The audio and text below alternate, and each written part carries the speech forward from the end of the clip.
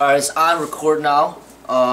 Basically, I just want to, like, all the stuff that we talked to up to this point, I might want to have to reiterate some of that stuff so then I could get, you know, express the full expression out there. But I got told out Ryan. Yeah, we should rehash stuff. Yeah. You know, I got told out Ryan on Skype here, and we're going to be discussing, you know, the difficulties of sharing the martial arts with the public, and we're trying to figure out some solutions and things like that. So, where did we leave off, Ryan? Well, I think where we left off was trying to find a way to treat everybody equal and keep separated different parties that are maybe going to have jealousy over one another and those kind of things. But I think we should go almost like go back to the start even and say what the topic we're talking about is the relationships in the kun, right? Yeah. And how to make those relationships work, because people are getting hurt and, you know, I mean, emotionally hurt and stuff and leaving the kun. Oh yeah. You know, just to update everybody, two members of the kun recently formally quit due to a lot of, you know, just getting too close, too comfortable, and that's the problem, you know, that I see is with certain people, not with certain people, a lot of people in general, is getting too close, getting too comfortable, and starting to disrespect and like rebel against authority and things like that. And it's just, you know, I can't have that in the martial arts. You know, I really understand why the military is the way that it is, or the law enforcement is the way that it is. You know, I've you know, obviously I've been inspired by Bruce's teachings, and you know, I always like try to encourage people to be expressive and you know, basically express themselves freely. But then there is a purpose and reason behind authority as well, you know what I'm saying? So it's like caught in between. Right.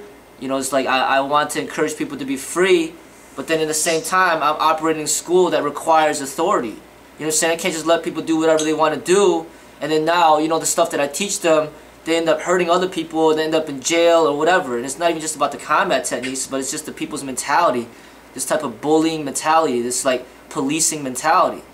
You know, you got people in here, a lot younger than me, you know, criticizing other people that are older than them, other people that are more experienced, and then they end up turning that criticism towards me. You know, it's like the downfalls of the rank and how, you know, people get a red shirt, all of a sudden now they think they could like criticize everybody, police everybody, and then now they start policing me and criticizing me as well. You know, I see like a huge downfall with that, and that's something that completely corrupted, that needs to be fixed. You know, and I see the major downfalls of the entire ranking system in general. You know, it's extremely messed up. I mean, I don't believe that the ranks is something that should be forever constant. But what happens is you give somebody a red shirt, and then now you want to take it back and say, you know, you're no longer representing. Now they want to quit, and that hurts the business. So then maybe it's like, maybe you shouldn't even have gotten the red shirt to begin with. You know what I'm saying? I mean, or just get rid of it completely, you know. And I'm starting to really see like who I should really be valuing. The people that are here, they're not even here for rank. They're just here just to be here. And that's what really, those are the people that are sticking in for the long run. Those are the people that really are representing. But the people that really care about the rank, it's showing like dramatically how like they're falling off. And how that mentality is not the correct mentality for the martial arts.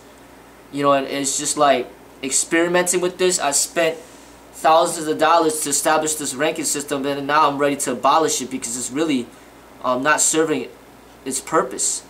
You know, and it's really it's hurting the kun significantly. You know, I've seen a lot of people. You know, I've seen a lot of people leave because of the egos of a red shirt. You know what I'm saying? Like going in there, oh, you know, this person's fat, this person's blah, blah, blah, blah, blah. But, okay, you got a fit red shirt, but then he's disrespecting me.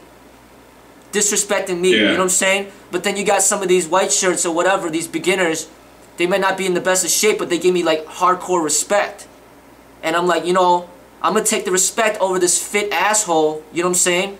Pushing on his, You know what I'm saying? His bullying mentality to the newcomers, and then ended up pushing the mentality onto me. And not just me, but my wife as well. You know what I'm saying? It's just like, Right. you know, this is something that, through experience, I'm seeing, like, this is something that I gotta, you know, that I gotta try to fix. You know? I gotta try to fix. It can be a real turnoff to other people too. Like, I know from other situations that I've been in, not in FMK, but in other places where if you're not really all that interested in the rank, but you're, you know, you're a regular practitioner and stuff, and then you get somebody that, you know, somebody that is doing that, you know, really interested in the rank, and they just, you know, they just got awarded whatever. And then, yeah, it does change them for some people. Like, they turn right around and they do get that policing mentality, right? Where all of a sudden they're like the expert that's going to coach you or tell you how things are and this kind of thing, right? So, I don't know. For me, when I encounter people like that, that turns me off to the whole. You know, it makes me not even want to go in and practice. Yeah. Because I have to deal with those people, you know. Yeah. And I've noticed when I think back, I've so lost. It's tough. I mean, the whole relationships things, like we were saying before, even outside of martial arts, but just relationships in general are tough. But in martial arts, I think it's even more so, because you do have to have some, you know, different recognitions of authority. Like, certainly for the Sifu, you have to have, you have to recognize his authority. And for senior Todai, you know, you should give them similar respect. But it's hard on people, you know, because it's the culture. We want to all be equals, right? So we don't want to have those hierarchies, and we want to have, you know, we want to feel like when we're in a school, usually we're also attracted to be close to the Sifu, right? So you want to develop a close friendship with them, but then when you have a close friendship, then you always have that possibility of disrespect entering into it, because you start any relationship that becomes close, then you start taking it for granted, right? And it happens even in marriages, where you start taking each other for granted, and you don't treat each other with the same level of respect that you did when you were early on in the relationship, right? And so that's, you know, and when that's inside of a kun, when you got like 50 people and you're having relationship problems that are affecting everybody, then, you know, that could seriously hurt the business. So it's tough, eh? It's really, really tough, and there's no concrete solutions. But through all these experiences, as well as my life experiences, I think I know a better route of how to try to fix it, you know, and how to arrange the situation. But these are the struggles of growing, and eventually, you know, we're heading towards the route of incorporation, you know, and that's what it's you're bound by certain you're basically turning into a business model. And you notice that, like, that's what I've been complaining about. A lot of these traditional schools, they don't have a good business model, and then it's just there's corruption throughout. But if you notice that, like, businesses, like, when they go through this corporation model, that's how they survive. I mean, there's businesses out there that's like so successful, billions of dollars, because they follow this business model. You know, but then when you follow that business model, then automatically comes the downfalls of that type of things that I've been complaining about. You know, that fake type of relationship. You know what I'm saying? That just like that customer-based relationship.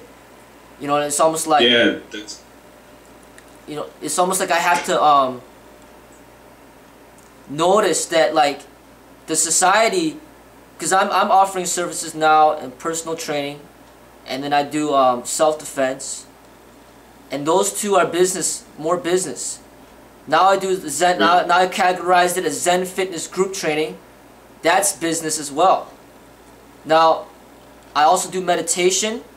Now that's all business. Now the last one is the Zen martial arts.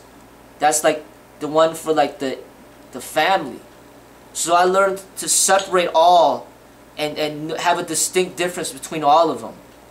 And basically there's 4 of them that are business oriented to basically like be the thing that keeps FMK alive. You know what I'm saying? Like growing, like people like coming in here, paying, doing their thing and leaving. That's what's keeping the FMK, like the money coming in to support FMK. Now the Zen martial arts, you see with YouTube, I got like complete like control, like to just be myself. And that's what I consider like what martial arts is supposed to be. You know, like under like certain guidelines though. You know, I can't go in there and you know and break YouTube's rules, you know what I'm saying? But I follow their community guidelines. As long as I follow their community guidelines, I have a lot of freedom of expression. And that's what I see martial arts is supposed to be. But when I interact with people directly, I almost feel like there's so few people in this world that are fit for the martial arts that it's almost like it's almost like I can't even like use that as a primary, not almost, I know I can't use that as a primary marketing tool, because now you're like marketing to everybody, hey, you know, come in for martial arts, but then okay, 100 people have applied and only 1 person makes it. Do you know what I'm saying? It's almost like everybody come in for fitness training, everybody come in for Zen fitness, everybody come in for meditation, but for the martial arts, you know, that is something that's not open to the public like that. You know what I'm saying? This is something different. You know, this is something for like the family. Hold on for a sec, okay? Hello? Yeah, but I'm making a video with Ryan right now, like a Philistia.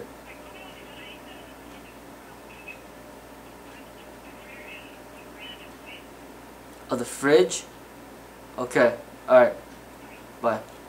Yeah, so like I'm starting to see that, you know what I mean? I could I'm not gonna be like, oh, you know, I mean I could go this route, which is like the very traditional route, like, hey, you know, the martial arts is only for your blood family, that's it.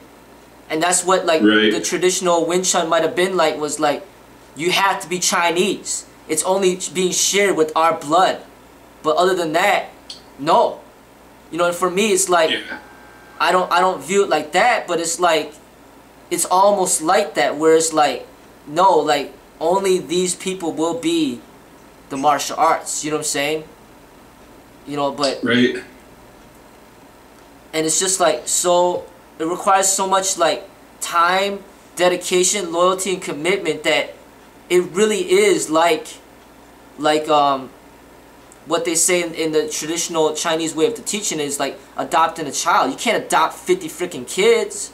You know what I'm saying? I mean, yeah, I mean, you're gonna be adopting 1 or maybe 2. I mean, you can't handle anything more than that.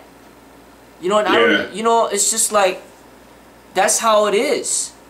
You know, and then people get their feelings hurt. Oh, you know, oh, he didn't, you know, he doesn't let me train in martial arts. Well, you know, and then they quit. You know, it's like, you know, like there has to be like a better weeding out process. You know what I'm saying? As far as how I do it directly. You know what I'm saying? Like with YouTube, like look at YouTube for example. Okay, like 13,000 subscribers, almost 7 million views, and then how many actual Todais? Like 1 or 2. You know what I'm saying? Like online. That's right. You know what I'm saying? Like, it's a big difference between some of the other online schools too. Because if you look at some of them, like, you know, you look at like Gracie Academy or something, or some of these other, there's some Choi Fat schools online. They have actually, you know, hundreds, even thousands of online students. You know, but what is that really? It's just a business relationship, eh? Yeah. And really, they're just making. Yeah, I gotta separate that from what the business model. The business model for us is pretty much like the fitness training and the Zen fitness and the meditation, but the martial arts, that's something that it's not going under like the regular business model, and I basically have to like I basically have to like do a better like selection process of the people that get involved, you know, like deeply involved. You know what I'm saying? Like I noticed also that I need to like implement like, it's not even about fitness at all really. It's more about like who are capable like managers, like responsible responsible management team. You know what I'm saying? Like yeah. You know what I'm saying? It's like, because you know, like I have some professionals in here, you know, that are older than me that know their stuff. You know what I'm saying? And those are the people that need to help bring this kun to the next level. Not the young, fit person. I don't need that. You know what I'm saying? I don't need that. Like maybe if we were, if I was like out of shape myself and I was just like completely lost, then I would need to recruit that, because I want somebody to be like representing the athleticism of the kun, right? But that's not the case. I need to recruit people that have like strong mental and intellectual and spiritual to help me manage this, to take it to the next level. It's not even about the physical. Yeah. You know what I'm saying? It's like, say you got a lawyer, say you got a lawyer that joins. I mean, he could help like really protect the kun and take it to the next level. You're like on a professional level. You know? It's not about being fit. You know what I'm saying? You go in front of a judge, you think he cares how you cut your six-pack is? You know what I'm saying? It's like, you know, I need to put the focus and attention and appreciation towards the people that join, that really have like intelligence and wisdom and like respect. You know what I'm saying? Like respect. You know, and just like that's what I need to help the kun grow. You know, I put all my focus on all these fit people, and look what happened. It just freaking turned to shit. You know what I'm saying? You know what I'm saying? It's like, all right, they might not be bashing people's faces in the cage, but the way that they're conducting themselves is just completely ridiculous, as far as like their sense of authority and power, and just like the way that they treat people and the way that they think of themselves. It's like, do you remember who the fuck you are? You know what I'm saying? Do you remember who I am? And how we started off? It's like, you don't all of a sudden start to think, and it shows you when they start criticizing everybody around them, then it's just going to come right, they're going to start doing that to you. And then right there, I'm glad that the people that left don't really know that much stuff. You know what I'm saying? Like, it's not like I trained them in all this stuff, and then now I just created like a deadly weapon, a deadly force that's uncontrolled beast out there. You know what I'm saying? No, it's like you got, you know, I might have trained like a few chihuahuas to be a little like tougher. You know what I'm saying? But then it ends right there. You know what I'm saying? So I'm kind of like, you know, this is not, like, at least I'm learning it now, so then I know, like, it's almost, and also this also I feel like this. It's like when you're like a martial arts teacher, it's like you have the ability to give other people a sense of power. And to me, it's almost like maybe it's best to not even give the power to anybody, to just let it die. You know what I'm saying? That's how that's how I almost feel, as far as like the sense of like giving this people like this arrogance, this feeling of like over, and like they think too much of themselves. Their head gets big. It's like, you know what? Don't let don't let your head get big at all. Just let it stay small. Just keep training. That's how I almost feel about it. You know what I'm saying?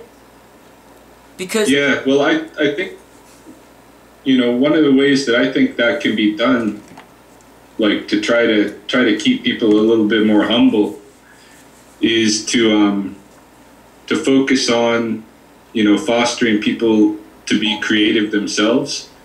You know, like you can it's my whole, you know, perspective on the artistic side of the martial arts, because in most schools you're just learning a style, and you're just learning, you know, you're just mimicking what the instructor's teaching you in terms of techniques and forms and this kind of a thing. And I think all of that, you know, that learning process is important, but but you know, that should not be, just because you're a good mimic should not be the thing that gives you a sense of power and completeness, and you know, that thing. I think where you should get that sense is in your creativity. And even at that, you know, if you challenge people to try to create on their own something, they'll find out how little skills they actually have, right? Because creating in the martial arts is way more difficult than just following what's already been made. So I think, you know, one way to distinguish that higher level, you know, and so that people that are just, you know, just got fit and learned a couple of forms don't think so much of themselves, is to put that, you know, that high level of ego fostering in the creativity, right? And telling them, okay, now you've learned here, I've shown you some stuff, now go create something of your own with it. I mean, that's where it was. That's what it's supposed to lead to. You know, like me teaching them all these forms, giving them the fitness foundation. Like, say I teach them like 13 different forms, and they got good form in it, and they got good power, speed, control, and everything. It's supposed to lead to like, right. yeah, start expressing yourself now, creating. You know, I mean, it's supposed to lead to that. You know, but as I stated, you know, like training somebody to be a martial artist. It takes so much time and dedication, yeah, not just from the teacher but from the disciple as well, you know. And it's just that time and time, yeah, none of these nobody's gotten even that far yet. I mean, you have to it takes years, right? I mean, it can, it can, for the people that are the people that take their lovely time. I mean, like, imagine a turtle that runs a freaking marathon. It might take 50,000 years. You know what I'm saying? But you got then have a horse do the same damn marathon. He's gonna finish that thing like in, you know, 30 minutes. Or I don't know how long. You know what I'm saying?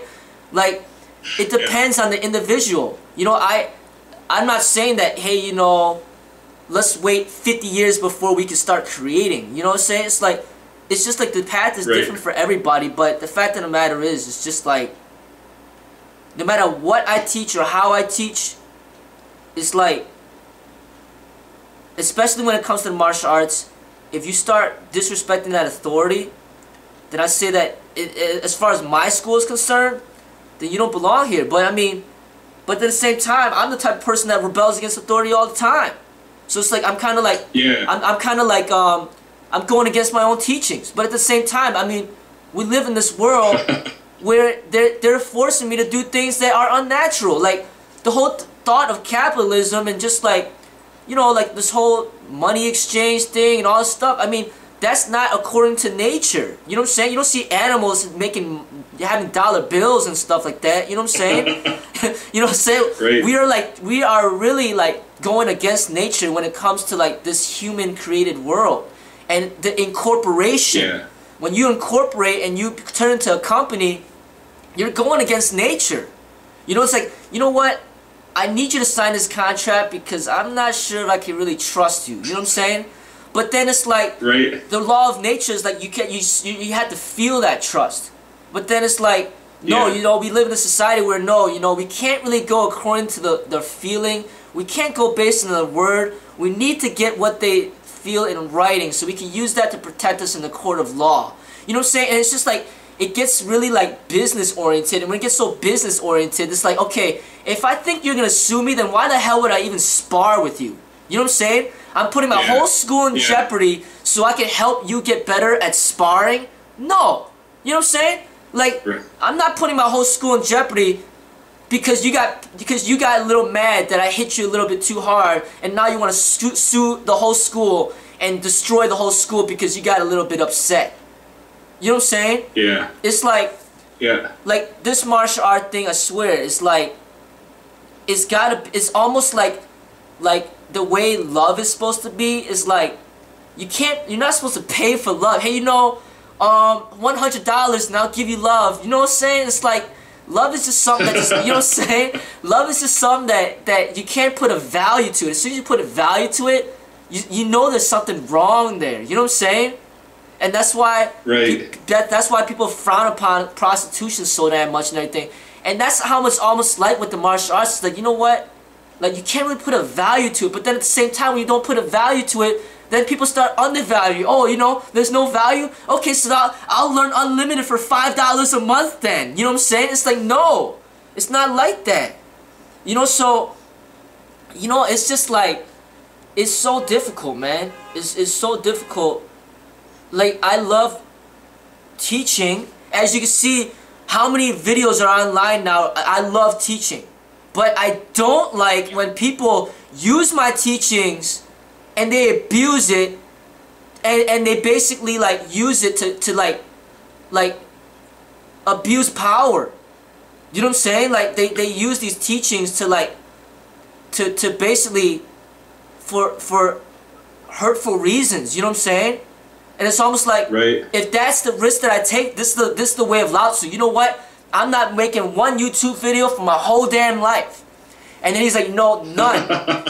I'm just gonna stay quiet, shut the hell up, because you know what? People are gonna abuse my teachings.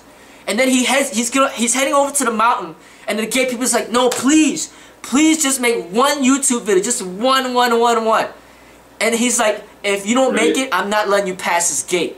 And then Lao Tzu's like, fine, you know, let me make one YouTube video. He makes one YouTube video, goes off to the mountains, you never see him again. You know what I'm saying? And that's like, that's one way of dealing with it. It's like, you know what, let's just shut down the martial arts. Let's just stay to the fitness training, the meditation, and just no ranking, no certifications, just enjoy the training. Yeah. Let's just do that. Or, like what Osho's doing, like he's making a bunch of videos, making a bunch of books, and he's basically doing the opposite of what Lao Tzu's doing. And as you can see, I love Osho. So, I mean, there's both sides. It could work. You know, and obviously what I'm doing, I'm heading towards the Osho route. I got all these videos out there, you know what I'm saying? But at the same time, you know, I don't want to shut down the martial arts. Because, I mean, look at who, you know, I'm talking to you right now, and I'm talking to other people that I've grown close to. There's a beauty to it, but at the same time, like, there's a lot of risk involved with it as well. You know what I'm saying? Yeah. Yeah.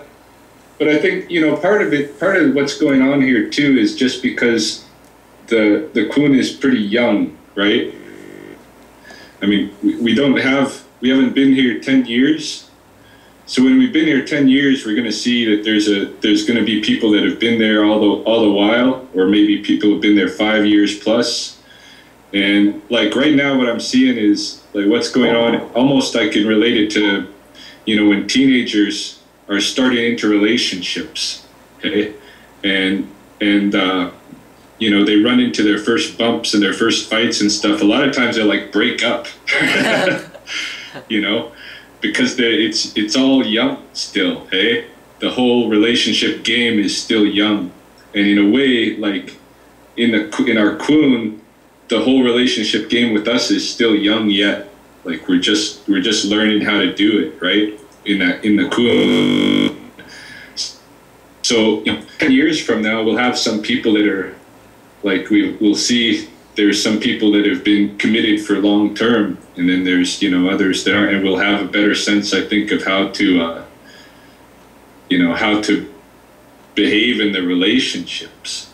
But I think right now it's just, you know, it's so young, and we got people, like we're trying to build that inner circle, that family, with people that really haven't even, you know, they've only been maybe a year here. And that's not gonna, you know, in the long run, that's not the kind of inner circle you're gonna have. You're gonna have people that have been, you know, 8, 10, 15 years. And you know they're committed and they're not going anywhere. But when you got, you know, people that have just been around for a year, because that's, you know, the Kun has only been open for a couple of years, then, you know, they've never even experienced martial arts before. For them, this is a whole new game, and they're going to have that, you know, some people will know right away in 30 days or whatever, whether or not it's for them. Other people, it might take a year, and they're going to drop out, and it's going to be people that are, you know, right now it's like the inner circle people that are dropping out. But I think it's just, it wasn't for them, maybe, you know. So I don't know. I think we do got to look at how to improve the, you know, the structure, so that, like, one way is keeping a lot more in the kun itself. Like, you want to engage in the relationship. You got to come in. These are the times we're having class, and that's it, right? Come to the class, and that's it. And once in a while, you know, do something outside of that, like, you know, go to Chinatown and stuff. But just invite, you know, the inner core. What you're thinking is the inner core for that time, but don't do that stuff all the time. Hey, for right now, have it mostly just in the kun with structured class times, and if you're not coming in during those times, then you're not getting the, you know, you're not in the relationship. Right? Yeah, I think that's what it is. I mean, I think you just came up with a really, like you made me have a huge realization. What's going on is that the real Zen martial arts teachings are only really right now Monday, Wednesday, and Friday in the morning. And that's the only time. You know, and right. And the people that miss out on that, they're not really in the Zen martial arts. You know what I'm saying? Right.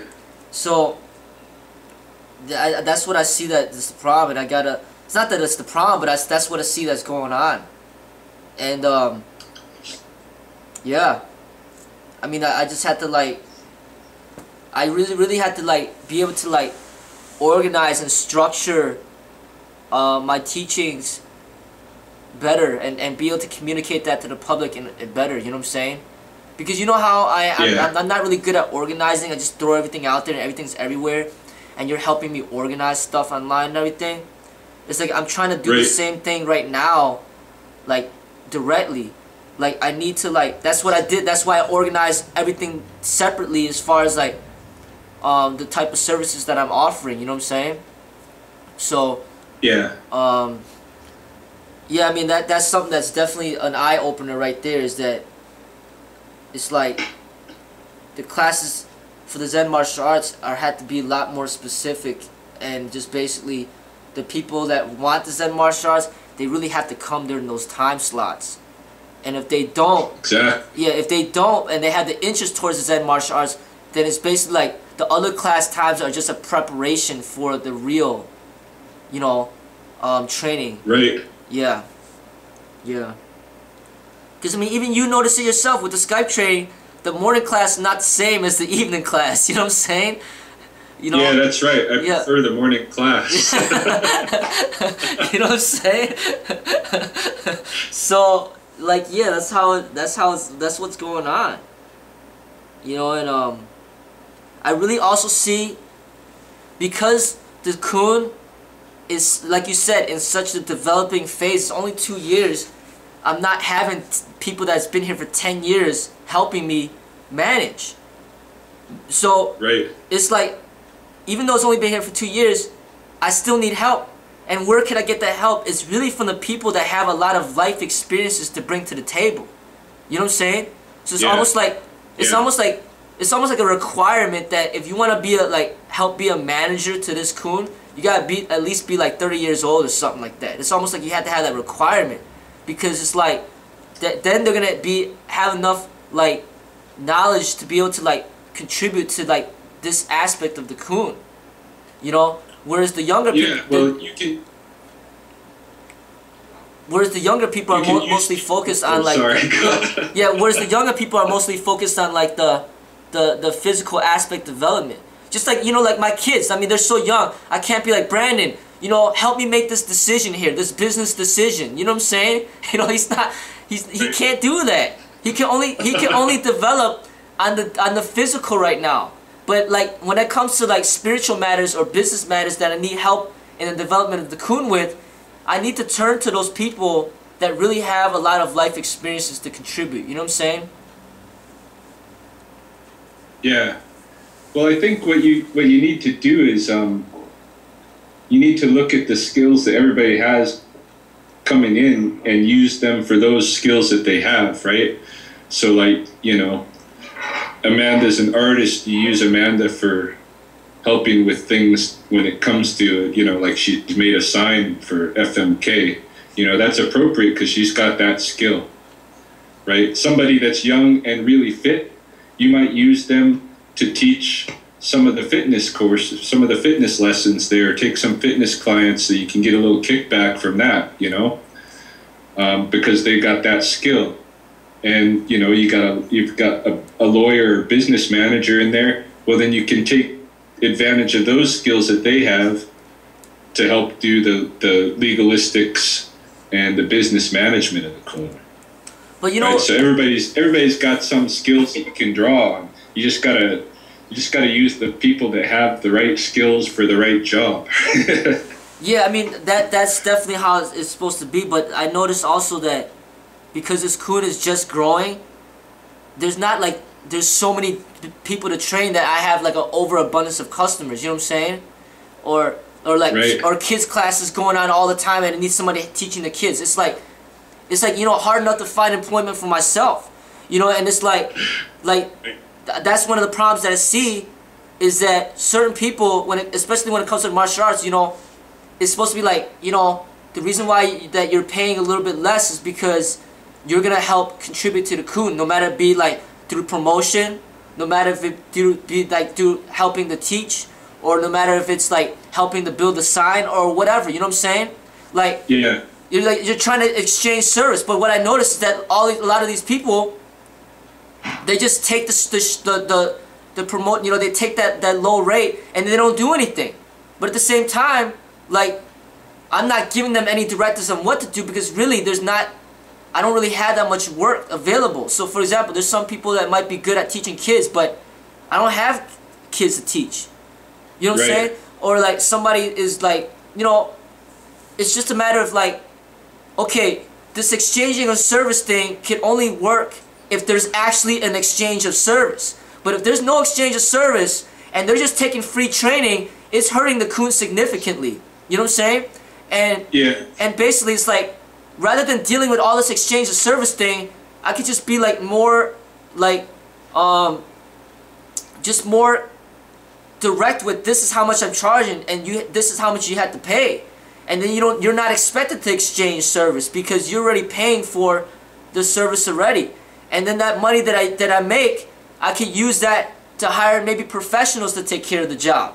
You know, a professional that might make the sign, or the professional, right. or the professional legal counselor, or the professional whatever the case may be. And it's like that's one of the problems that I see is that like people like that really don't have that much money, like there's really not that many opportunities to exchange for service. But I'm still trying to come up with more, you know, and I have come up with some, but it's just that, you know, that's one of the challenges that I see, is that the whole exchanging service thing is the difficult thing to implement, because you got somebody, you know, you give them 2 hours of training and then okay, their only exchange of services, they wiped out one window and that's all they did.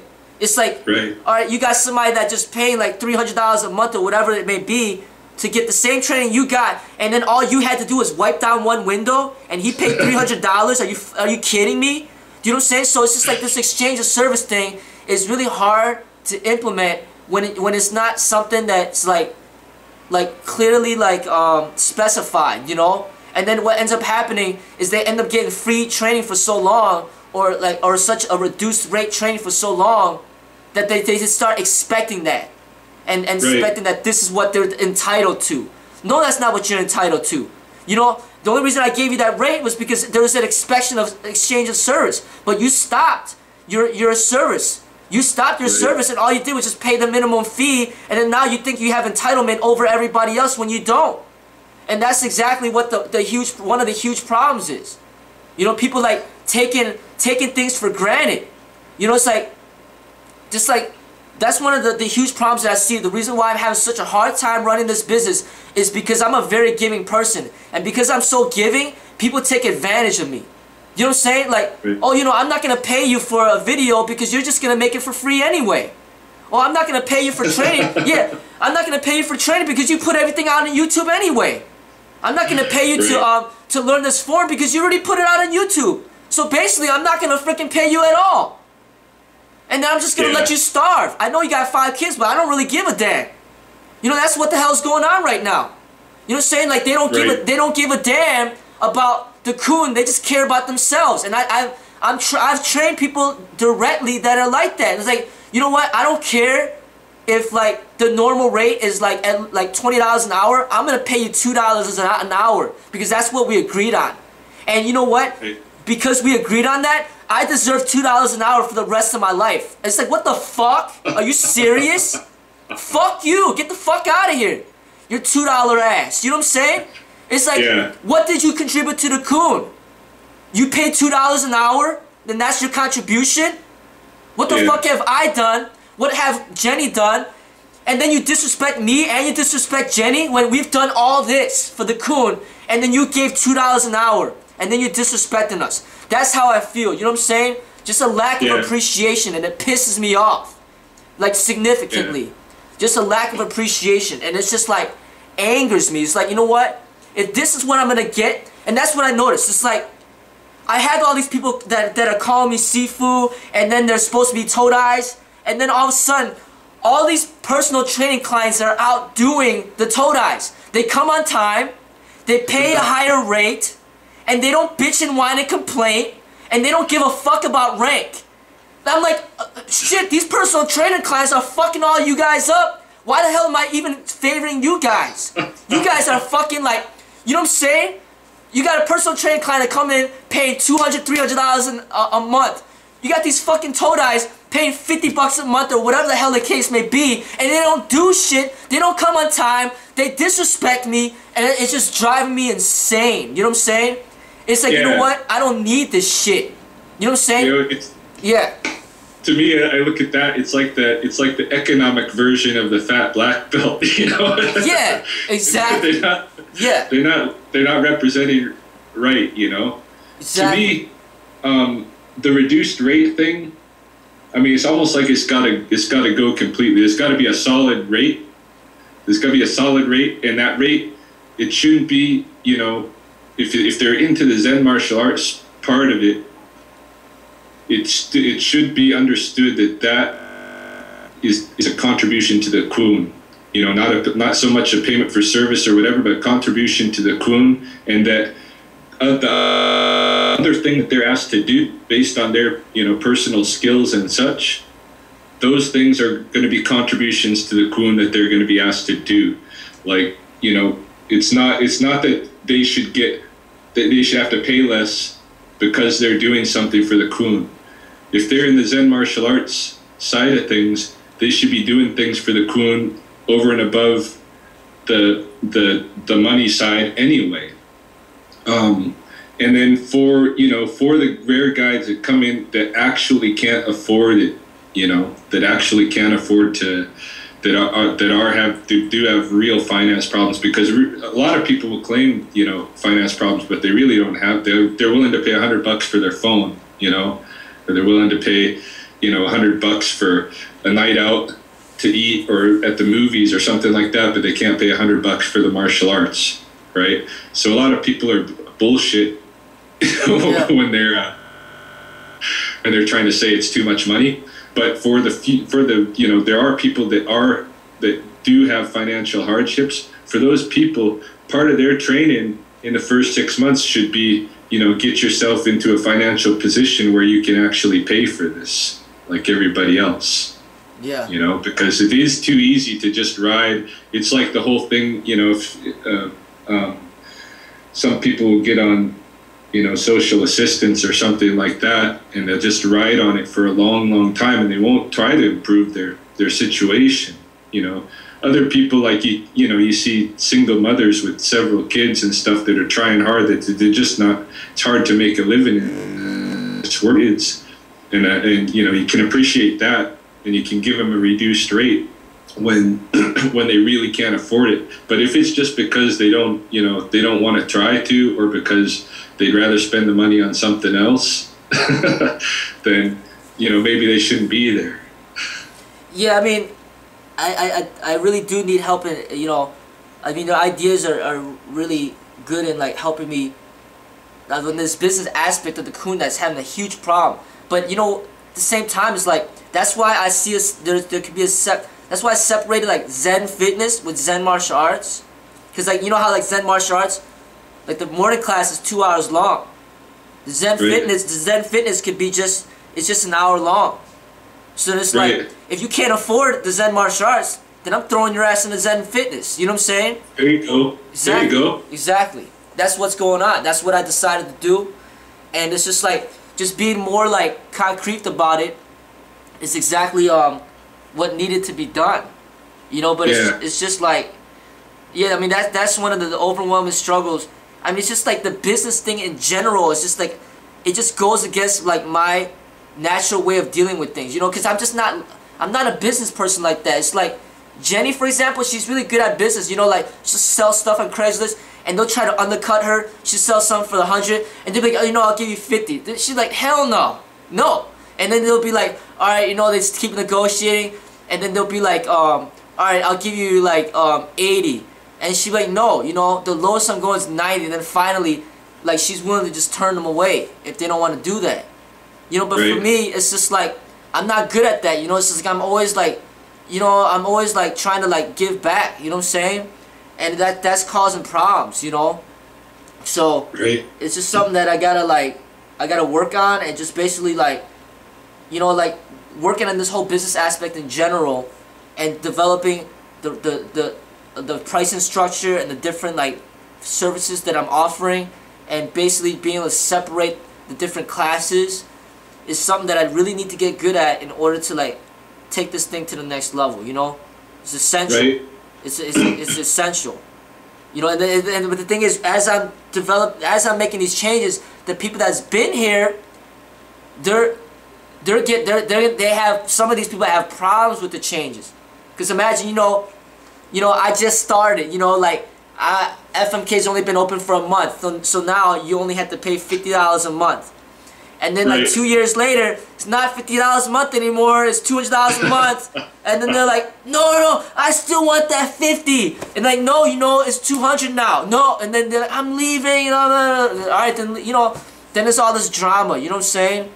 And that's pretty much what's going on too. You know what I'm saying? It's like people don't want to change with the change, and they don't appreciate what they got in the past, because they might have got 2 years of training for $50 a month, and then they don't realize that, hey, you know, I got a really good deal for 2 years, and now I actually gotta pay. No, I'm not gonna pay now. I'm gonna leave. You know, it's like a restaurant giving you free food, you know, for like 2 years, and all of a sudden they're like, you gotta pay now.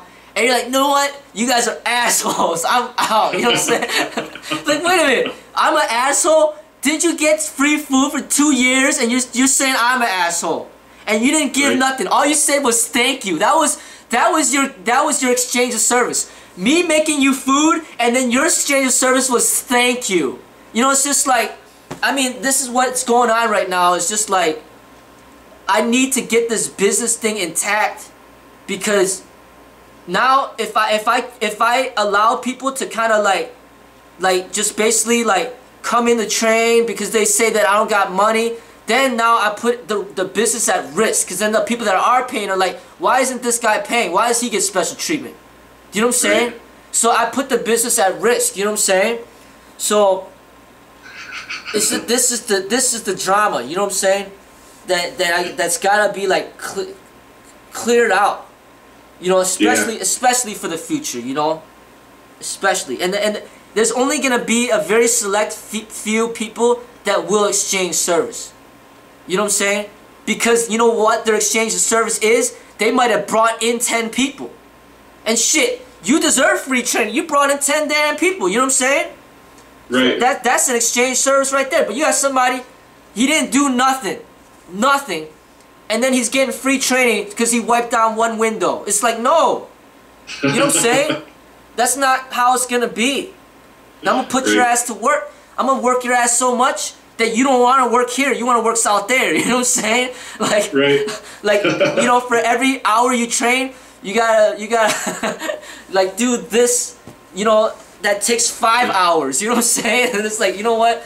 I might as well get a job out there, because what he's having me do is just ridiculous. You know what I'm saying? Like that's, Yeah. you know. Yeah.